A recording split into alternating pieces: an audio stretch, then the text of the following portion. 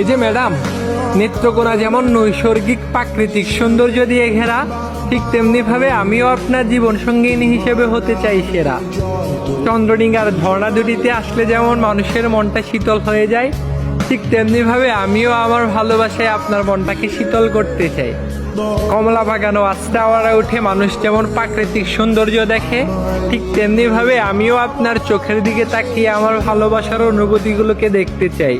হাওরের সৌন্দর্য দেখার জন্য যেমন মানুষ উচিতপুর মিনি কক্সবাজার রোডে নৌকায় করে ছুটে আসে, ঠিক তেমনি ভাবে আমিও 7 সমুদ্র 13 নদী পাড়ি দিয়ে আপনার ভালোবাসার কাছে ছুটে আসতে চাই।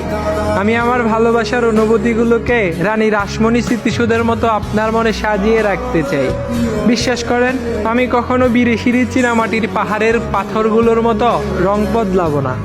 আমি রয়্যাল বাড়ি দুর্গের মতো 100 বছর আপনার জন্য অপেক্ষা করে থাকবো। চেঙ্গি গ্রামের চেঙ্গি মেলাতে যেমন ভারত আর বাংলাদেশের মানুষের মিলন ঘটে, ঠিক তেমনি ভাবে আমিও আমার মনের সাথে আপনার মনের মিলন ঘটাতে চাই। আমি হয়তো নেত্রকোনার কৃতি সন্তান বারী সিদ্দিকী স্যারের বাঁশির সুরে আপনাকে মুগ্ধ করতে পারবো না, কিন্তু হুমায়ুন আহমেদ স্যারের সুন্দর লেখনীর মতো সুন্দর করে সাজিয়ে আপনাকে ভালোবাসতে পারবো। আমি কখনো আপনার মনটাকে নেত্রকোনা আধুনিক স্টেডিয়ামের মতো করে খেলা করব না, আবার ঠাকুরকোনার রাস্তার মতো কখনো আপনার মনটাকে ভেঙে দিব না। বিশ্বাস করেন, আপনার জন্য আমার মনটা নেত্রকোনার কৃতি সন্তান তাসরিফ খানের মতোই উদার, আর কমলা রানী দিঘির মতোই অনেক বিশাল।